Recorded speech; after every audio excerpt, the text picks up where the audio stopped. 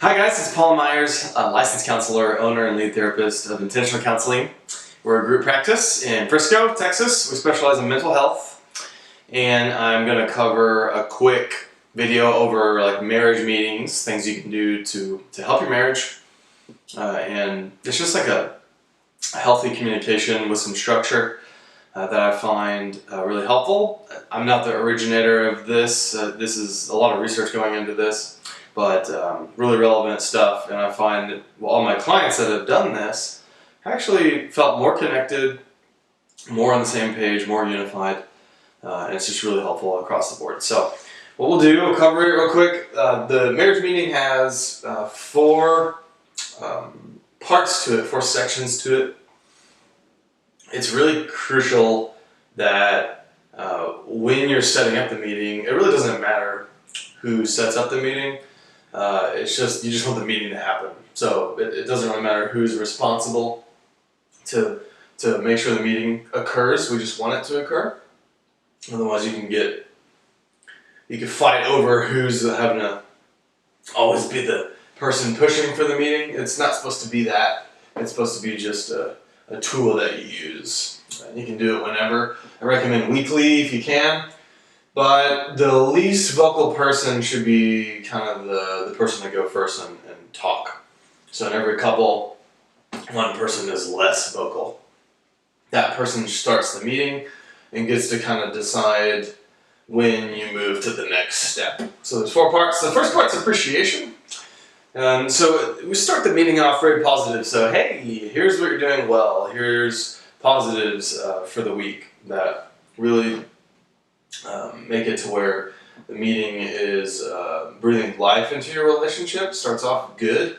So I talked about gratitude here, things you're grateful for that in your spouse or that your spouse has done, positive contributions to the family or to the relationship, positive character qualities or any kind of love languages that were done that you find beneficial. If you don't know love languages, there's only 5. It's really simple. There's actions, there's words, there's gifts, there's time, and there's touch.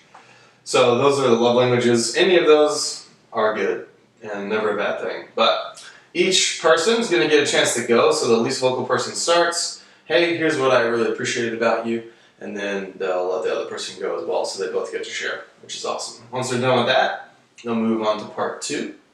Part 2 is delegation of responsibilities. If you don't have a family calendar, definitely get one and have one calendar for the whole family. That way it's all kind of synced and easy to keep up with. There's a million things you got to manage, especially if you have kids. And so the delegation of responsibilities is just a part of marriage. You have to kind of divide and conquer and decide who's going to do what and who's responsible for what and make those decisions jointly. So get your calendars together. Have those ready to go, sync them up, whatever system you want to use. If you like digital, if you're more nostalgic, you want to write it down, whatever's best for you, right? So you pull the calendars out and you'll just kind of divvy out, hey, who's going to do what for the week? Who's going to do the dishes, who's going to do the laundry, who's going to do the grocery shopping, who's going to do the things, and kind of plan that out.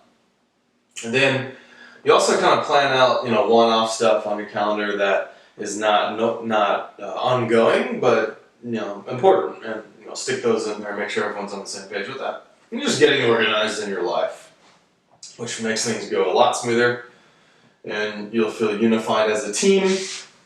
In marriage, you want to look at your time and your energy as like a joint resource, where everybody comes together and puts all their time and energy into a pool, and then from that pool, you guys are trying to do the best you can with what you have, right?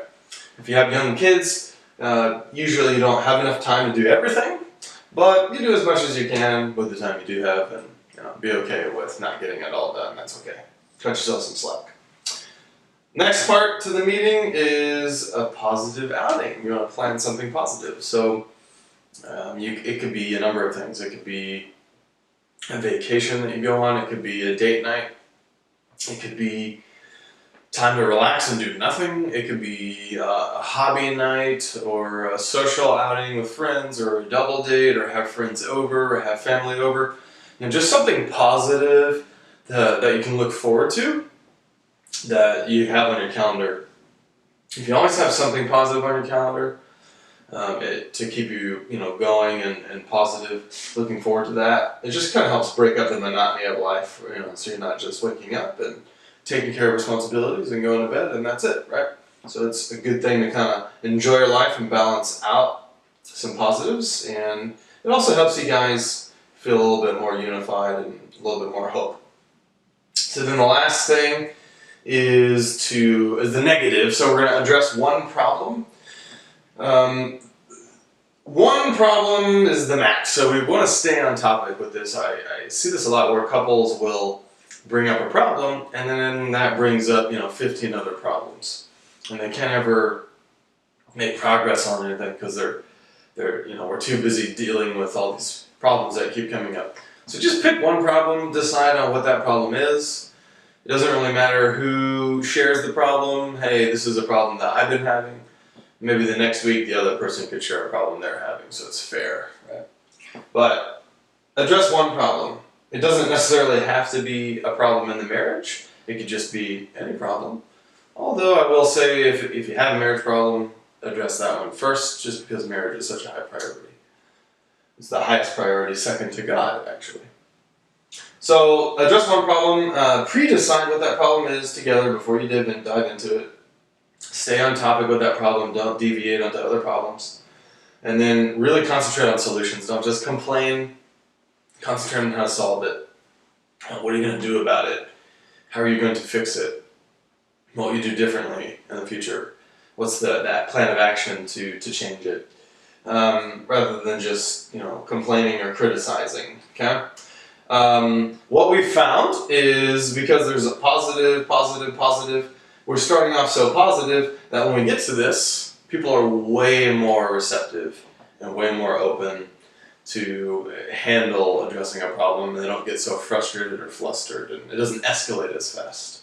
So people have a better mindset when they go into it, so that there's a higher chance of it going well and you coming to a positive solution, right? Do note, the whole meeting should not go more than an hour.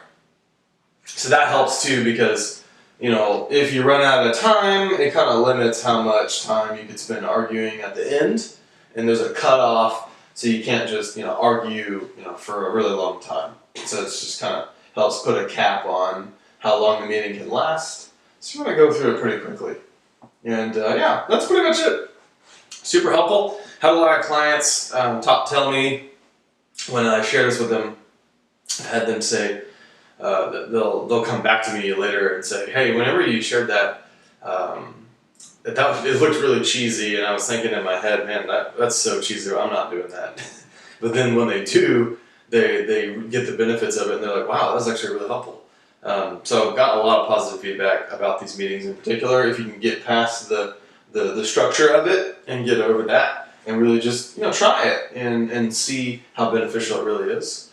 And I think it'll help you feel more connected and more like a team in your marriage, which is ultimately the goal. So in addition to knocking out a few things and just having a better life, better quality of life. Okay, that's all.